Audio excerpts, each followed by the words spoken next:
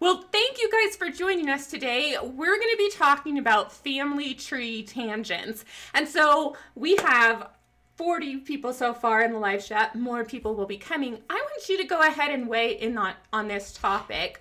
Are family history tangents a bad thing? And several of you have already mentioned squirrels, so it's made me laugh because I put a couple squirrel graphics in today's presentation. So let us know, what do you think? Are tangents a bad thing? What causes some of your tangents? We'd love to hear it from you. Now, I know that there were some answers earlier, so I'm going to go ahead and grab some of those. Oh, you know what? I think I can't go all the way to the top. No, I can. Yeah. Nope. Nope. I can't. So some of you, if you've already... so much chat already. Yeah, I know. You guys are so busy. That's great. If you've already dropped a comment during the pre-show, if you could just throw that back in again, because I am limited on how many comments I can see.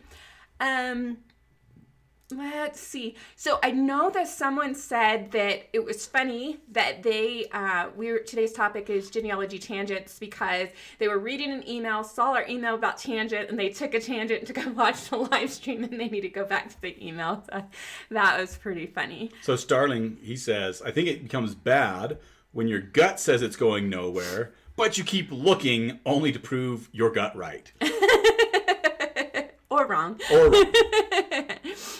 Stacey said she took a tangent working on Owen Polk line when she came across somebody with the same last name as another branch. It turned out they were a double cousin, one on each side. Good job. Let's see. Go ahead. What made you laugh? No, it's okay. Okay. Tangents can sometimes help you break through brick wall. That's another comment from Stacy. And then Graham, you're so cute, because I had mentioned that we're going to do a roll call because I miss greeting everybody as you joined the pre-show, and he hasn't done one since primary school. So yeah, if you want to say here, you can go ahead and say here. Let's see what else people are saying about tangents. Glad we got the sound to work. Sorry about that at the beginning. At least we didn't go through the whole program with the sound not working. Yes. Well, and I looked, like, immediately we switched, and I saw, oh, we have a problem. The more we know about, nope, that's not the right thing. Oh, no, I think what Shirley is saying, tangents aren't always bad, because the more we know about an area, the better intuition we can use in our research. I like that. Good call.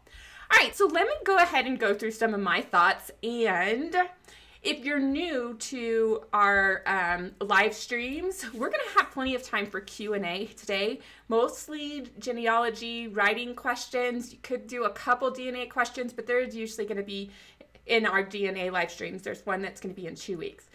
But what you need to do in order for us to remember your question is to put Q in front of your question and then start your question, and then it will pop up at us. So, what do you think? Are tangents bad? Do you want me to go off on one? Sure, why not? Does it have to relate to genealogy? Sure, why not? Oh, but I don't have one right now. Sorry. All right, for those of you, Stacy, you got it right. It depends. It really kind of depends. Are you trying to work on a specific task, or are you being more casual right now? I know that sometimes when I just want to do genealogy, but I don't want to be hardcore, I'll just go get lost in my branches. Hints are the ones that take me in my most tangentially path, my rabbit hole path. But when I'm trying to work on a specific project, I want to stay focused. And so how can we stay focused? Ideas? Don't start. What do you mean, don't start? If you don't start, you can't get off on a tangent. Oh, that's a bad answer. Yeah, it is a bad answer. Okay, so I know back when I first started doing genealogy, I didn't like to map things out. But when you do map things out, then you have a greater chance of being successful in staying focused. So if you're not using a genealogy research plan and you have a specific project in mind, it's time to get a research plan. And the link on screen is also found in the description box of this video. Write out your research plan. What do you want to look at? If you find something that you're pretty confident is a tangent, then put it at the bottom of your entire plan, future research, and drop it right there. Either a link that you want to check out, a question you may have. That's the great thing about a research plan is you can put those tangents, write them out at the bottom in what we call future research, and then you can just keep coming back because you know step by step what you should be looking at. I have a nose itch. Oh, my nose is itching. It always happens when we go live. Well, and since I'm going off on a tangent right now. Okay. Since I'm doing insulation, and I might have some little bits of insulation that, of course, are causing your nose to itch or anything like that. So as long as you don't pick your nose on camera, I think you'll be fine. Okay. I don't think I'm going to be doing that. I like this. Write it down, come back, open a separate tab. So do you ever get to the point where you have like 60 tabs open? All the time. My kids hate it. Andy hates it. They'll come in and because some of our computers are shared computers, and I have this big project I'm working on, and so our Trace likes to yell at me, "Mom, that slows down your computer having so many tabs open." I don't care. My thought processes are happening, so I often have lots of tabs home. But I don't feel bad because Krista Cowan over on Ancestry, she will see these suggested hints, and she opens up new tabs for all those such suggested hints, and then as she processes them, she closes them. So I'm in good company. Yeah, but do you process them and close them? Or do you just wait till the end of the day and you close it out and forget all the tangents you were going to go down? Well, I go back. I go back. I'm not accusing you. I'm just asking. I feel like he's picking on me. But yes, I often do go back, and because the tabs are all open, I know where I'm at. But when I know that I can't come back to it for a while, then I'll go grab those URLs and put it into a note, a research plan or my running notes of tasks I want to do, and I put it in there, and I'll just grab all those links and throw it in there. Oh, okay. That's what I do. So how many of you use research plans in your research? Let's be honest, because a number of people say, I just get so distracted. I never get anything done. Research plan. Anna Corinne says, I've researched for 36 years and have never had a proper research plan. Well, see, the problem is the word proper.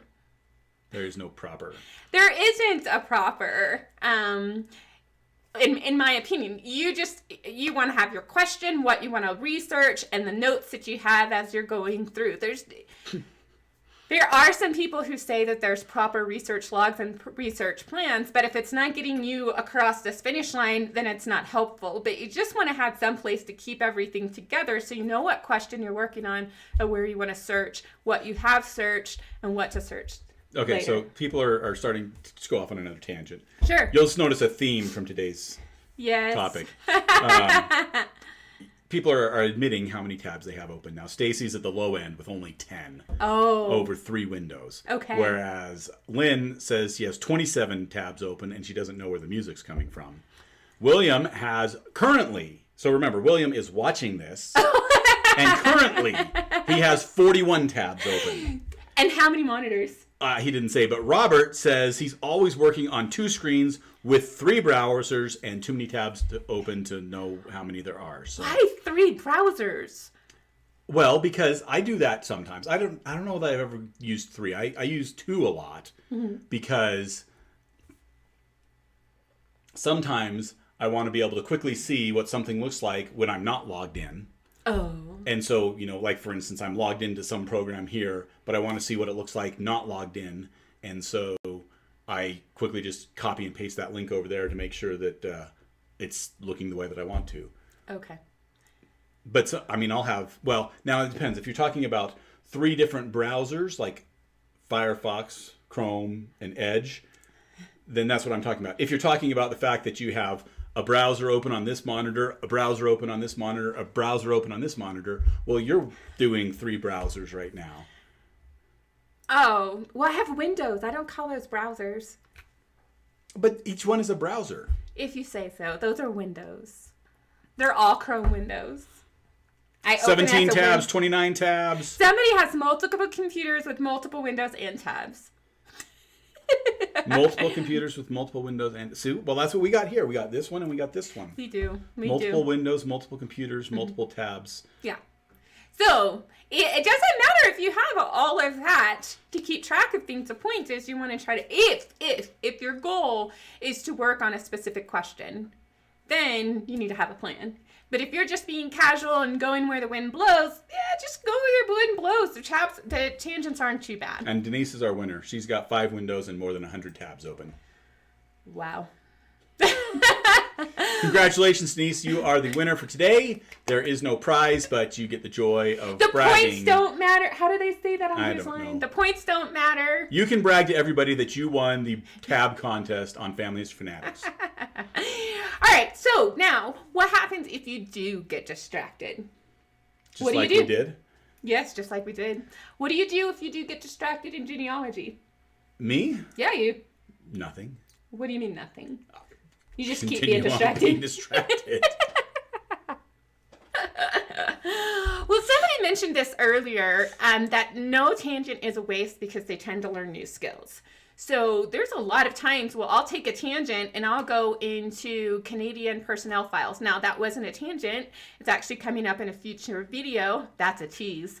And I learned a lot about Canadian personnel files. So sometimes I'll go and I'll research things in New Mexico because I live here and maybe I can help a future researcher. So I'm always learning new skills even if I'm taking a tangent. How about you? Did you never think of it? I don't think of it, sorry. Oh.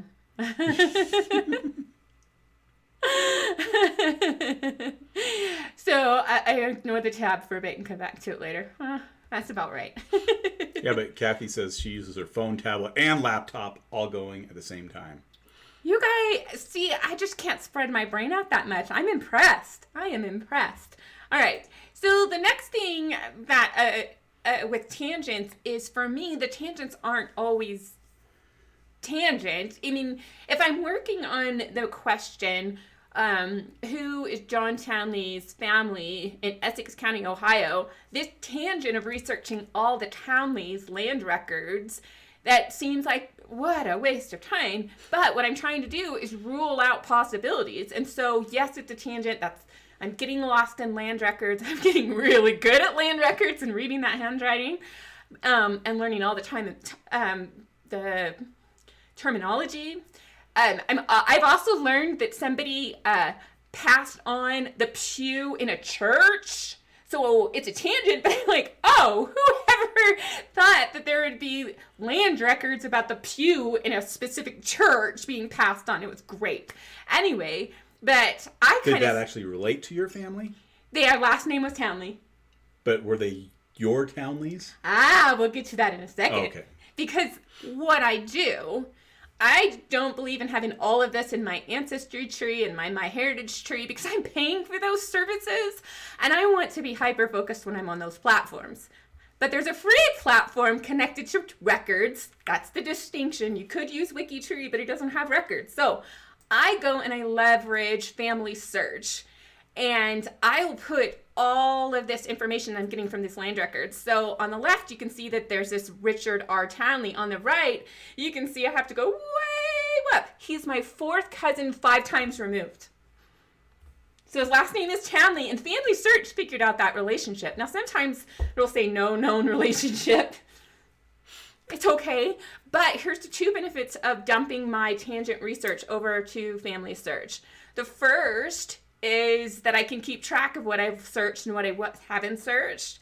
And the second is that other researchers can benefit. I mean, my 4th cousin 5 times removed family is pretty way the heck over on that side of the branch, but there's probably somebody over there who's going to benefit from land record research or tax record research that I attach, and it can help them go a step further. And so I don't really get upset if I'm taking a tangent, especially if I have a tangent with a purpose, because this whole land record tangent may actually help me prove or disprove the theories I have in my brickroll research.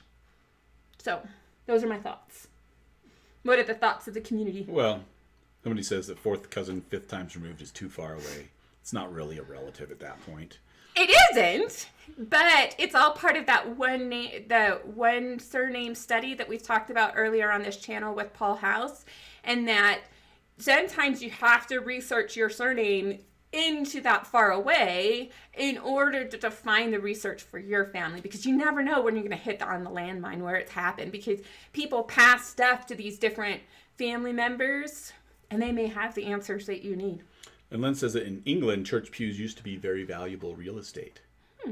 So our family's moved around too much to ever own a church pew. But I'd be curious if any of our listeners, watchers, actually, their family has a church pew that's not just where you sit every Sunday, but it's got your name on it or whatever. It's your church pew that, you know, nobody else can sit at. I'd just be curious. You don't have to be in England. It can be anywhere. YouTube allow Townley and Lawrence family. Yes and no.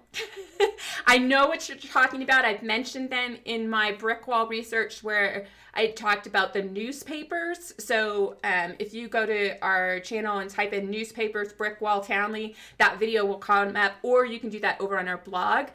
There are branches that did connect to the Lawrence Townley estate, and they were in Cincinnati where my ancestors were from, but I think we're on the wrong Lawrence Townley branch. You mean there's more than one Lawrence Townley? Well, the Lawrence and Townley meshed together. Oh, Lawrence and Townley. Sorry, I'm reading and not paying attention. And they have this branch.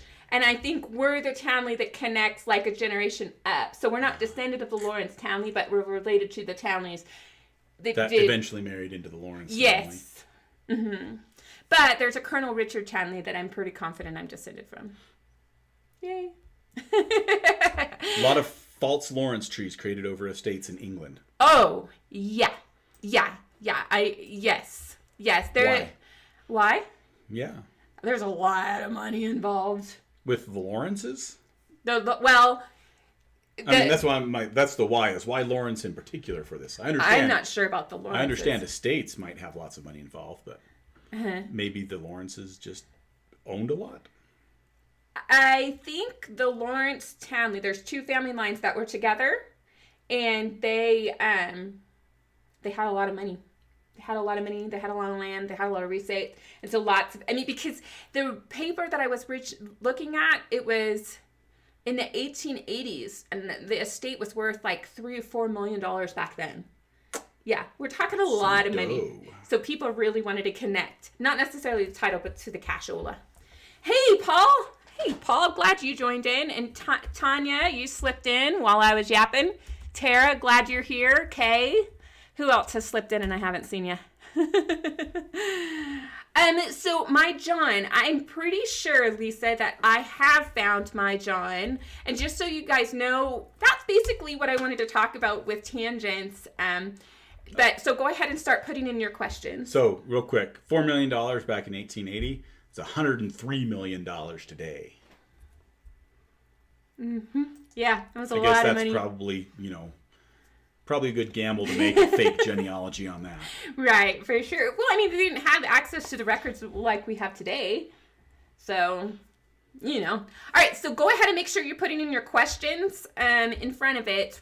There was something somebody said. Sorry, I had to look at another tangent. Oh, my John.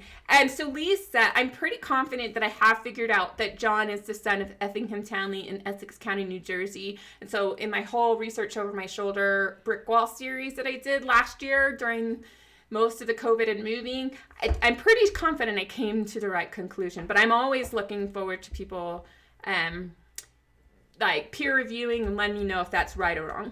So I just wanted to, on another tangent here, update on the unks.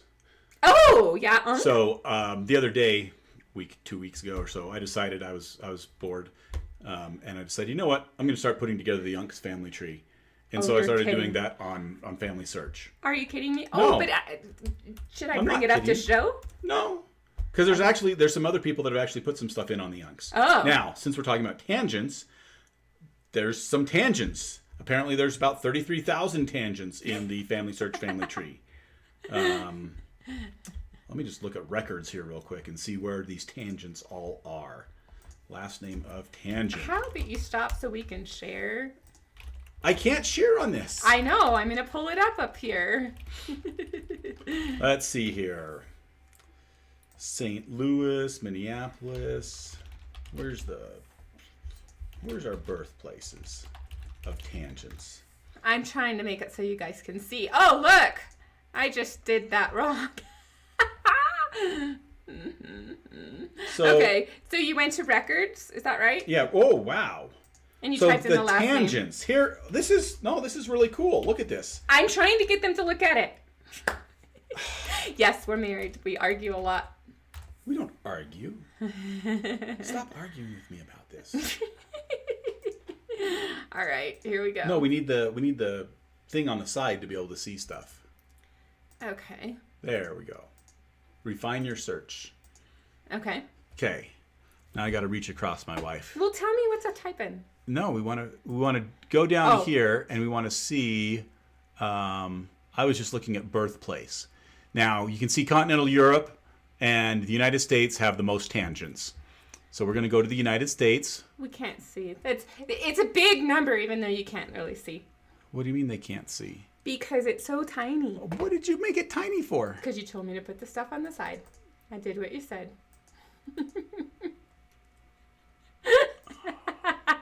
Can you see now? Okay. I think they can see it now. They can't see the results, but that's okay. So, in the United States, oh California. My gosh! Luann said that they went to an Unk family in Walla Walla, Washington. Woohoo! Yeah, I knew there was a Walla Walla, Washington. But there's an Unk family in Walla Walla, Washington. Okay, California has 1,400 Unks. Hawaii has 600 Unks. Illinois, 730. No, these aren't people. These are records. Records. 730 in Illinois. 686 in Iowa. Iowa, Illinois, right next to each other. Hawaii, not next to Iowa and Illinois, in case anybody didn't know that in geography. And yes, Chris, we're on a tangent about tangents. Okay, Maine, 1,500. Records. Massachusetts, 1,400. So Massachusetts and Maine, right up there. Minnesota, though, coming in with 2,300 records of tangents for Minnesota. Okay, New Hampshire and New York. New Hampshire, 1,000, 1,500 in New York. So it looks like this Northeast has a lot of tangents. Virginia, except for Vermont. Apparently nobody named Tangent really wants to live in Vermont. And Wyoming. What I find fascinating is places like Wyoming, which has like 3 people that live there, and Hawaii, which I don't think Tangent is a Hawaiian name, but I could be wrong, have a bunch of tangents. That's just fascinating to get off on a tangent. Well, and so I was going to show another tangent. So Family Search launched a surname search. So I was going to type in Unk, and then it says Unk is most likely found in the United States, 1,500 people in the family tree, England, 256, and Germany. But they don't have... I thought all the ones I was seeing were like from Romania, and when I was putting together the family tree, I thought you could trace them back in the 1800s. They all immigrated over and like from Romania, Bulgaria, Russia. You don't have enough. You don't have more than 194. I didn't see any from Germany, though. That's just the thing. And now I'm going to type in tangent.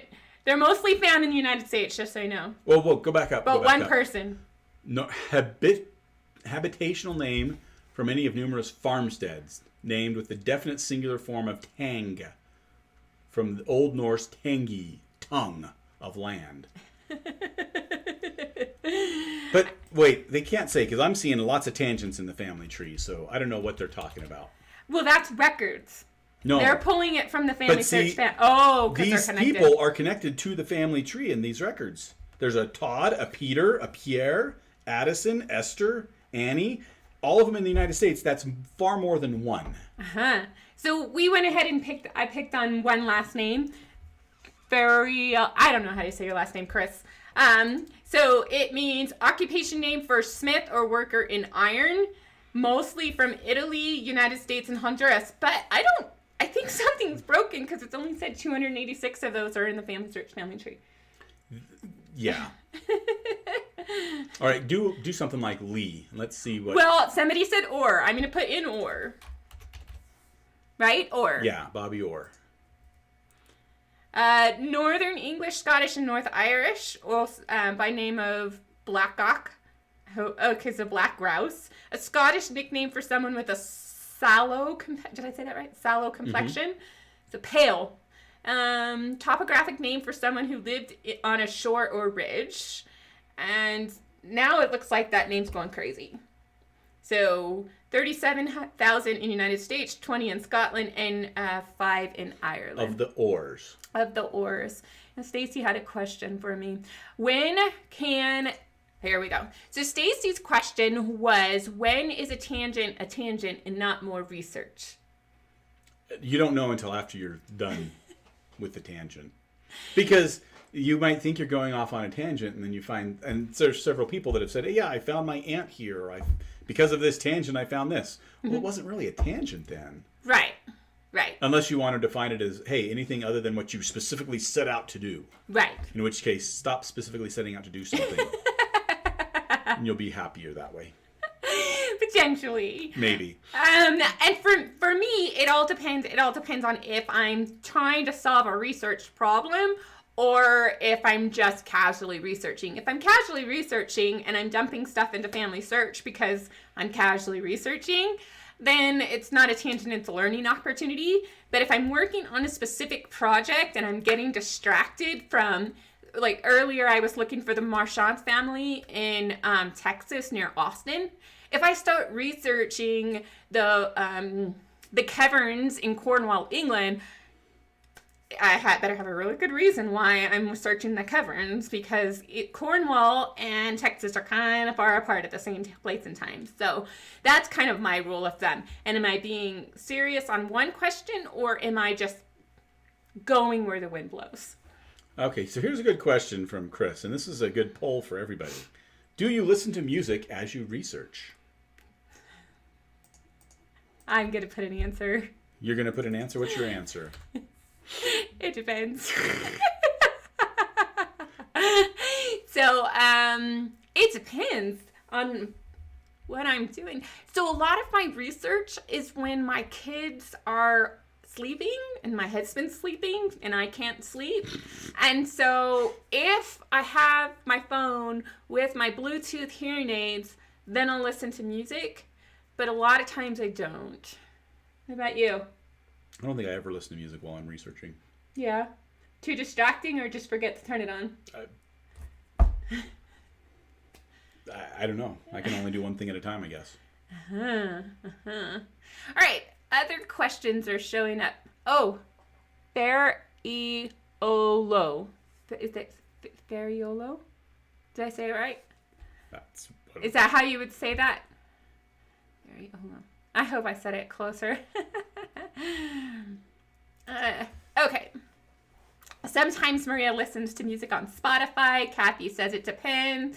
C, I think that means that I said it right. Kathy says yes, she listened to music. Oh, no, June's got a good point. I use music to jog my memory when working with photo research. So there might be some stuff that you're doing, like let's say putting together a scrapbook, that are more conducive to listening to music, where it's not going to distract you, as opposed to trying to decipher some 17th century handwriting of a, church scribe who just wasn't all there that day.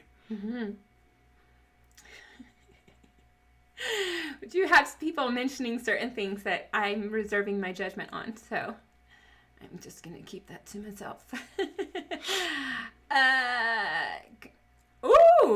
Catherine had a discovery. Poking around yesterday, I found my husband's great-great-grandfather went across the country to the gold rush, which we never knew. Okay, so Kathy, the next question is, how did he get there? Because I was researching for a writing project about a specific trail where a gentleman left from Galveston, Texas, and he was actually from upstate New York. And so I had to figure out, how did he get from upstate New York to Galveston to then take the, I know the Gila Pass is in it right now. I'm blanking. Gila Pass. Thank you. Whatever. You say Spanish, Gila. it's not I Texas. say... No, I say Gila. You say Gila. Oh, I didn't even hear you turn the G to an H. Why did you turn the G to an H? Because that's how you say it. Okay, is it like the H becomes a J? No, J becomes an H? I don't know, but like a Gila monster. It's a Gila monster. No, it's a Gila monster. Oh, goodness gracious. Our friends over in England and Sweden are going to be having a Does fit. anybody know what a Gila monster is? Gila. Gila monster. Spelled Gila, monster. Oh, goodness. I've known this animal since I was like a little kid. Anyway, now we're on a tangent. Anyway, back to the trail. You got to pull up a Gila monster for him, because just go to Google and type in Gila monster, and everybody can see what a Gila monster is. It's not a Gila monster. It's a Gila monster. All right. How do you say it? Lizard. You say lizard. Okay. Everybody is saying you're right. Yes. Wild Kratts with Kits. You know what? I missed that episode, Stacy. Now, here's why. Here is why I think it might be called a Gila monster, even though it's spelled Gila. The scientific name is Heloderma suspectum. Gila monster. And the native southwestern United States. So we probably have them here in New Mexico. Oh, lovely. Yeah. I was told not to play with them. That's what. Yeah, that's they're what the fans venomous. say. Don't go through that. They're okay. venomous. All right. So. That was a nice tangent. You probably did not tune in today thinking that we were going to talk about Gila monsters. Where? Oh, maybe it's this one. Well, we were talking about the gold rush, and I'm trying to find the map that I use. Of course, I can't find it when I want it. That was talking about what it was called. It wasn't the Oregon Trail. Maybe it's this one. Of course, everything's going through Pinterest, and I'm not logged into Pinterest. There. That one. Okay. All right, I found it. Okay. So there's this Western Expansion Trails. And so my recommendation is for anybody who does find out that you have Gold Rush ancestors. I can't move it, otherwise it's going to throw everything off. But from Galveston, there was the upper road. That's the one I was trying to remember. Or the lower road. Really creative on their naming there.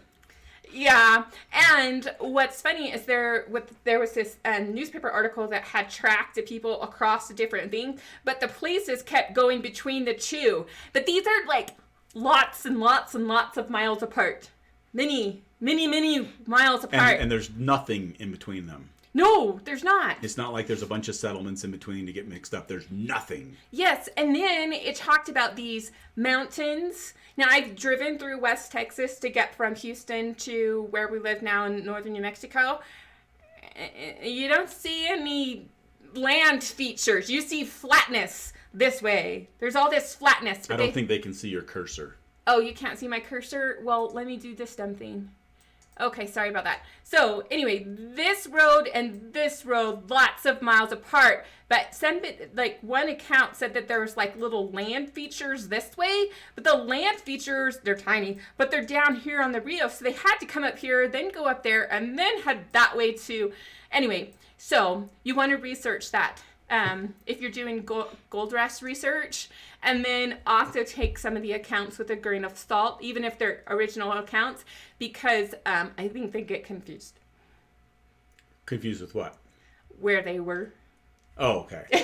People that wrote the accounts, where they were. But it could also be that same problem that I ran into when there was a mountain on the Ontario escarpment, and it was just a little kind of hill. A bump. And when I think a mountain, unfortunately, I think of the Rocky Mountains, like big stuff. And now that I've lived in northern New Mexico, I think of our mountains and our mesas. And this was just like a hill. It had trees on it. It was nice, but it wasn't a mountain. So John wants to know, how far is New Mexico from Texas? Oh, good. Depends on where you are in New Mexico. And where you're starting out. And where out. you are in Texas. If you happen to be right on the border, it's a footstep away. That's true. So we'll give you a more accurate answer. Oh, but I've got it. And then you can't just say Houston, because Houston is ginormo town. So I'll do Kingwood, Texas, because we lived close to Kingwood, Texas. I got my nose itch going again. And then you got to pull up the map. Yeah, I know. No, just click on the map so it pulls it up. Yes. There you go. but I got to show them. Well, yes, you got to show them. All right. Oh, darn. I did it wrong. Okay, 900 miles. Oh, you know what? I went through northern Texas, and they were talking about maybe there's some mountains. Yeah, because they're talking about, we can't see your cursor, but yeah, they're talking about down there, southern Texas. Uh-huh. But, I remember that I did look at the locations, and the bumps are Big Rio Bend. Grande. Uh-huh. There weren't any bumps along this other route that they had. So they were coming through here. They were going the lower route. They were doing the lower route, even though they said that they were on the upper route. And thank you to our new member. What's their name? Pat. Pat, thanks for joining us. All right. Do a map search. I just did it. We live in the Appalachian foothills. Some of our hills should be called mountains. Okay, so there's a question. When you're researching a specific state, do you ever see if the area has records? Do you have the rest of your question?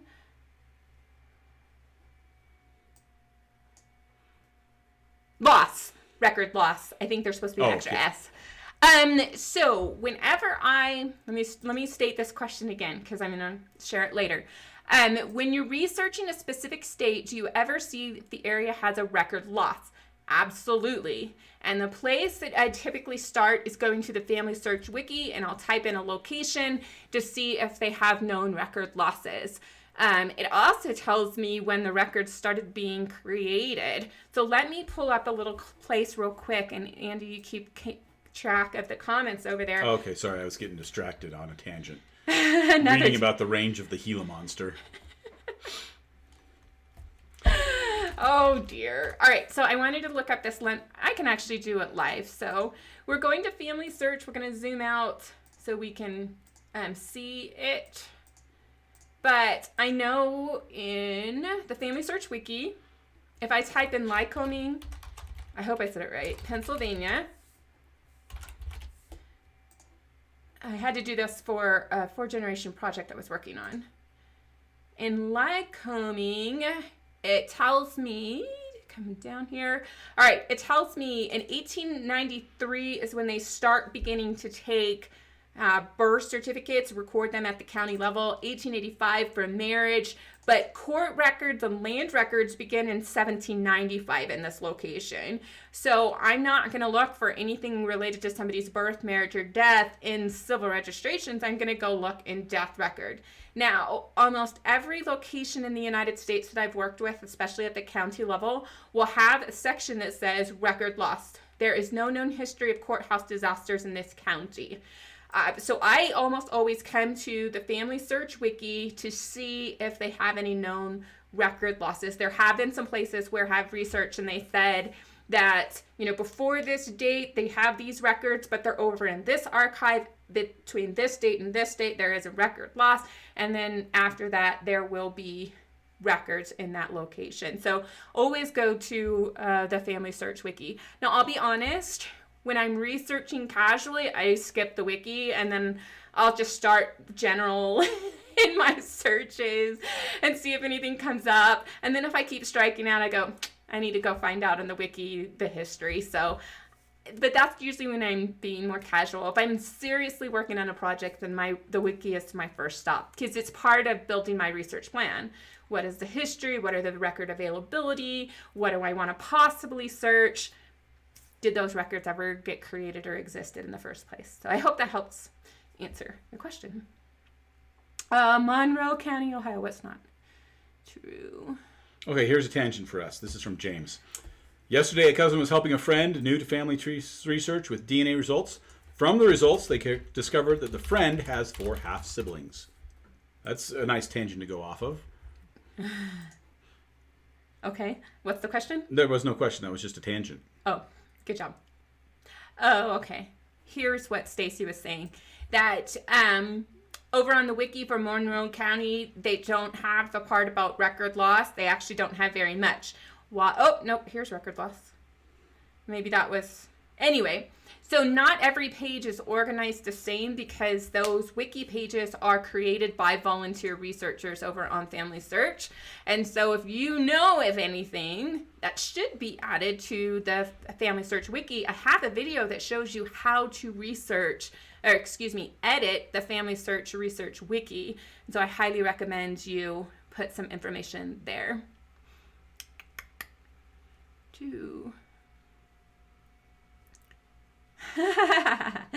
Kathy has a biological family in the place that I located. Awesome.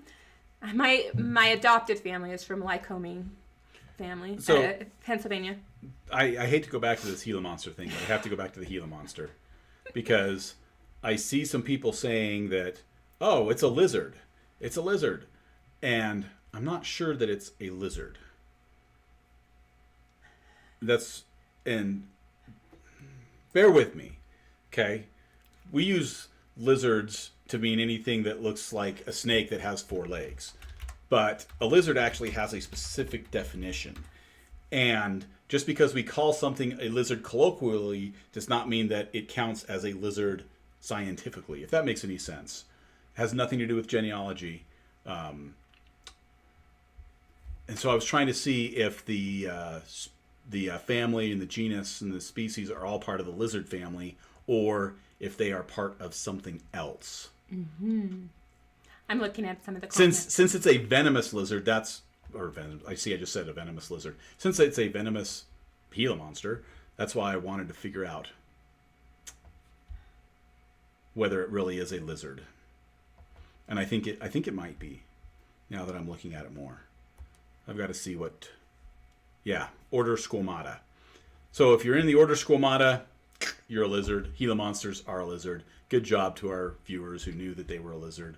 Or if you didn't actually know, you just said it because it's colloquially what it is. Good job to you anyway. Okay, so we're talking about tangents. And Starling said, what is the minimum DNA centimorgan match you will research to keep from going on tangents? To keep from going on tangents? I'm not sure that there is a minimum, because I'm usually not looking at a single match with certain centimorgans. So for instance, if you have a group of people that you match 7, 8, 9, 10, 12, but you have 15 of them that are all in the same area, that's something that I would still research. Now you're researching, all of them together as opposed to just one individual person. If we're talking about just individual people, I would never look at a match below probably 35 to 50 centimorgans by itself and try to figure out what it is. I would always be looking at it with other matches in mind. Awesome. So one more surname request. So if you want to find the surname search, I'm going to drop a link in the description below. This one will just take you to Tyner, but you can revise it. But Tyner says unexplained. Well, the meaning is unexplained. See, Tyner just sounds like an occupation, like a medieval occupation. Like a tinner or something? Yeah, like a tinner or something. But like there's only, just so you know, in the tree, there's only 5,000 in the United States and 197 in Ireland. So, John, you need to get busy.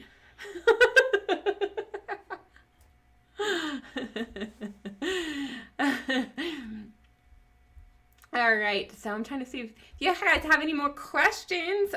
We might cut out early. Yeah. That's unusual. That is unusual.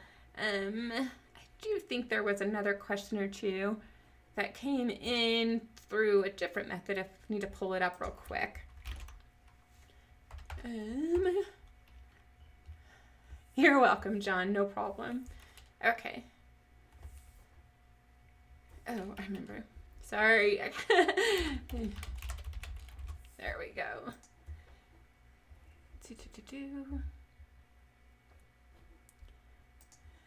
Oh, I need to come over here in case. Yeah, I'm sorry that John is unexplained as well. That's pretty funny, though. All right. What are we looking for? I was looking for extra questions that came in. from some of our viewers. Oh, here's one. What is the member live stream for tomorrow? Oh, that's easy. That is a research deep dive. It's a research deep dive. I need to make it so that I can actually see. Okay. Tomorrow's live stream is a research deep dive. Somebody had asked a question on a Facebook group, and I thought I would tackle it. The one that I was hoping to work on from Kathy Neva is going to take me a little bit more time to investigate it. It's a little more complex. But that means the other research deep dive we have later in this year doesn't have somebody asking me a question. So if you have research deep dive questions you want us to tackle, then go ahead and send those to me at devin@familyhistoryfanatics.com. We also do any DNA ones? When's the next DNA one? Next month. Probably. If you have a DNA question, and it can be a basic one. It doesn't have to be help me solve my brick wall on DNA. The next month we need some questions for the DNA deep dive. So, yep, that's what tomorrow is. And so it's going to be at 10. June tells us about Tyner.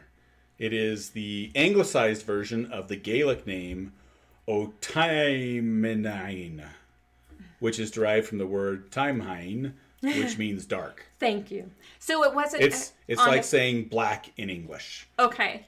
But it wasn't found in the new family search surname thing. I bet you had to go somewhere else. Yeah. All right. So have we done more videos on WikiTree, the biography, or anything?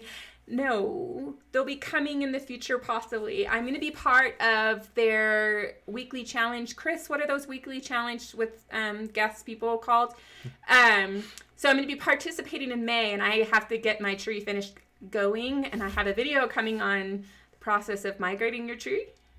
It's taking a long time, and so it's something to be talking about. So no, I don't have a lot of videos on WikiTree, unfortunately. Sorry about that. I think that's all the questions right now. All right. There we go. Okay. So we're just going to call it quits earlier. That means I can go back to playing with insulation. Yeah, we can go back on our tangents. So thank you, everybody, for joining us. As you know, we have our Q&A sessions. You can always come as soon as we have a scheduled live stream, and it's going to be a Q&A like we do every other Friday. You can put your questions in there so that they're already queued up and ready to go, and then we can work them in and be prepared. But there you go. Yep, and everybody likes that lizard. They're all certain it's a lizard.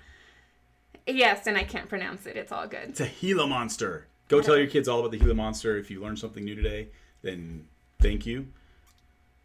That's it. That's it. Bye, guys. Bye.